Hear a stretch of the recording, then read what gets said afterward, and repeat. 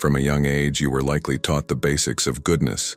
Be kind, be fair, help others. And in return, the world will help you back. A sort of moral equation: give kindness, receive kindness. But now, as an adult, you're beginning to sense that the math doesn't quite add up. You say yes even when you're drowning. You offer help to people who vanish when you're the one in need. You show patience, only to be met with more demands. And when you finally gather the strength to say no, you're the one who feels guilty. This isn't just a personal struggle, it's a pattern many people face. Psychologists call it empathic burnout. The deeper your compassion, the more likely you are to be drained by those who take and never give. You've been conditioned to believe that being a good person is enough. But what if it's not? What if goodness without wisdom is just a fast track to being overlooked, overworked, and overwhelmed? Let's face a difficult truth. In a world driven by self-interest, pure kindness is often misunderstood as weakness, and weakness, real or perceived, is rarely rewarded. The myth of moral immunity. We've all heard it. Do the right thing, and the right things will happen to you. But real life tells a different story. Sometimes, doing the right thing just means you're easier to take advantage of. You stay late at work, hoping someone will notice your dedication, only to be passed over for promotion. You offer emotional support again and again, yet no one checks in on you. You give the best parts of yourself expecting balance, and get silence in return. This is the myth of moral immunity, the idea that virtue protects you, that if you live with integrity, you will somehow be shielded from disappointment or betrayal. Even Machiavelli, often misunderstood as a teacher of manipulation, understood the danger of this mindset. In The Prince, he wrote, "What appears to be virtue can lead to your downfall if you apply it without wisdom." In other words, being too merciful, too generous, too trusting, without awareness of context, doesn't elevate you. It exposes you. This isn't about turning your back on kindness. It's about understanding its limits. You can't pour endlessly from a cup that never gets refilled. You can't keep giving when no one gives back. And you certainly can't grow stronger if your goodness makes you smaller. From self-sacrifice to self-respect. Let's be clear. You don't need to become cold or calculating, but you do need to become conscious. The world doesn't always reward goodness, but it does respect strength. And strength, as Machiavelli teaches us, isn't the absence of kindness. It's kindness supported by discernment, by strategy, by self-respect. You don't owe the world blind sacrifice. What you owe yourself is clarity. The ability to say, I will help, but not if it costs me my peace. I will give, but not when I am already empty. I will be kind, but not at the expense of my dignity. Because the truth is this: being a good person is not a guarantee of a good life, but being a wise person, one who balances generosity with boundaries, empathy with strength, that's someone who can survive, thrive, and lead with integrity. Harsh wisdom for the good-hearted. Niccolo Machiavelli didn't set out to comfort us. He set out to prepare us. In The Prince, he wrote not for saints but for survivors. And while his book was crafted for rulers, the insights are painfully relevant for anyone navigating modern life. If you're a person who always tries to be good, Machiavelli's advice might sound brutal at first, but there's clarity in his coldness. It's not an invitation to cruelty. It's a warning not to let your decency become your downfall. Here are 5 lessons he offers that every too-good person needs to hear. 1. It is much safer to be feared than loved. Love is warm, yes, but also fragile. People love you when things are easy, when you please them. But fear respects your boundaries. It keeps people from stepping on you when love alone won't. If you must choose between being liked and being respected, choose the one that protects you when the storm comes. 2.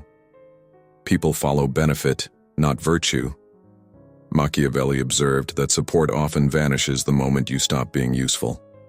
As long as you succeed and serve them, they will give you their blood, but only when danger is distant. This means loyalty based on convenience is no loyalty at all. Never confuse appreciation with dependence. 3. Appearances rule the world. In an ideal world, who you are would matter more than how you seem. But in the real one, everyone sees what you appear to be. Few experience what you really are. You may have a good heart, but if your image projects weakness or passivity, that's what the world will treat you as. 4. Be both lion and fox. Strength is necessary, but not enough. Force without strategy is blunt. Strategy without strength is fragile. The lion defends, the fox deceives. Machiavelli urges us to embrace both. A prince must learn how not to be good when the situation demands it. You don't always need to strike, but you must always know when to stop smiling. 5. Keep promises, but not at your own expense. Loyalty is a virtue, but blind loyalty is a cage.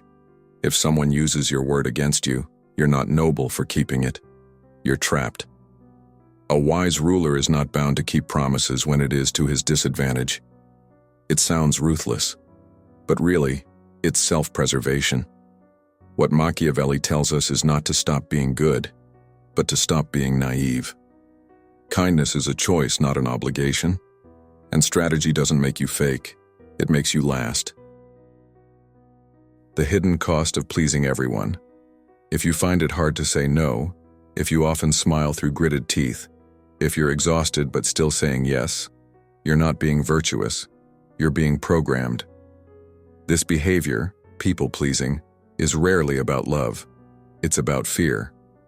Somewhere along the line, your mind decided it was safer to please than to push back, safer to blend in than to speak up. One psychologist put it simply, "You're not dodging lions, you're dodging rejection." That fear has a cost. It doesn't just tire you out, it erodes you, piece by piece, nod by nod, smile by smile. You go quiet when you should speak. You agree when you should resist. And slowly, your identity becomes a performance designed to earn approval. Here's what that looks like in daily life. You say yes to things that drain you, just to avoid being called selfish. You apologize for being upset, even when your feelings are valid. You hide your frustration, then resent others for not noticing. You avoid the smallest confrontation, even when your boundaries are being trampled. In the short term, this keeps things peaceful. In the long run, it breeds burnout, bitterness, and self-erasure. And the most painful part? Most people won't even notice what it's costing you, because you've hidden it so well. But you don't have to stay in this cycle. People-pleasing is not a fixed trait. It's a survival strategy that once served you, and now you can outgrow it. With every small moment you speak up, set a boundary, or say no without guilt, you teach your nervous system a new truth. That your voice matters, that your needs aren't dangerous, that safety doesn't mean silence. In the next section, we'll talk about how to start living that truth, one powerful choice at a time. Strategic kindness. How to be good without being used. Not all kindness is created equal. Some is rooted in strength, some in fear. And the difference between the two can define your entire life. Machiavelli understood this better than most. He advised rulers to appear kind, compassionate, sincere, even when reality demanded tougher decisions. His message was clear: perception matters, but so does power. The wise know when to give, when to hold back, and when to walk away. This is what we'll call strategic kindness, the balance between generosity and boundaries. Here's how to live it. 1. Draw the line. Saying no is not cruelty, it's clarity. It protects your time, your energy, and your focus. Every time you say yes just to be liked, you say no to yourself. Let your yes be a choice, not a reflex. 2. Speak without drama. When something feels wrong, say it. Calmly, directly, without apology. I care about you, but I'm at my limit right now. Truth doesn't have to be loud to be powerful. 3. Choose tough love when needed. Sometimes the kindest thing you can do is not enable others. Machiavelli warned, "Excessive mercy leaves disorder unchecked." You are not obligated to keep tolerating what drains you. Protecting your peace is not betrayal, it's wisdom. 4.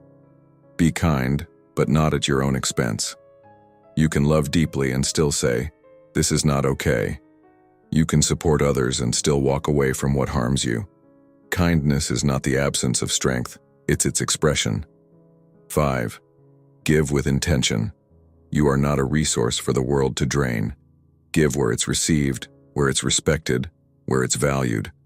And when you say, "I have my own needs right now," no, that's not selfishness. It's maturity. 6. Be honest without cruelty. Boundaries don't require sharp edges. You can say, "I can't do that today, but I'd love to help when I have more space." Respectful honesty builds healthier relationships than fake agreement ever will. The truth? The more you protect your time, your peace, your energy, the more others learn to respect you. And when you treat yourself well, the world follows your example. So fill your cup, then offer from the overflow. From pleaser to protector, the path forward. This change won't happen overnight. You'll feel awkward, maybe even guilty. But every time you say no with grace, every time you speak instead of silence yourself, every time you choose respect over approval, you reclaim a part of yourself that was lost. Start small.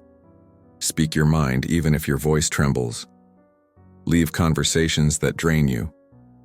Stand still when you used to shrink. Choose relationships that nourish, not deplete. And when you fail, don't shame yourself. Learn. Adjust. Try again. This isn't about becoming perfect. It's about becoming whole. Machiavelli didn't want you to abandon your soul. He wanted you to protect it.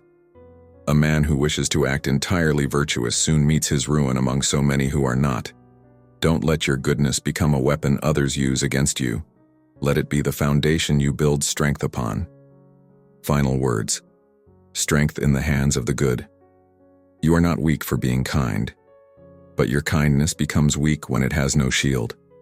So guard your heart, but do not close it. Speak your truth, but do not shout it. Be generous, but never at your own expense. And when someone asks more than you can give, remember, you owe the world your truth, not your exhaustion. If this message stirred something deep within you, if it made you question the stories you were raised on, don't keep it to yourself. Share this video with someone who's stuck in the same cycle. You might be the reason they finally choose to break it. And if you're ready to continue this journey into self-awareness, boundaries, and real emotional freedom, subscribe to Tiptop Tidbits. We explore the lessons that school never taught, the truths hidden behind our people-pleasing masks, and the wisdom of history's most honest thinkers. You are not alone. This is your space to rise. Thank you for watching.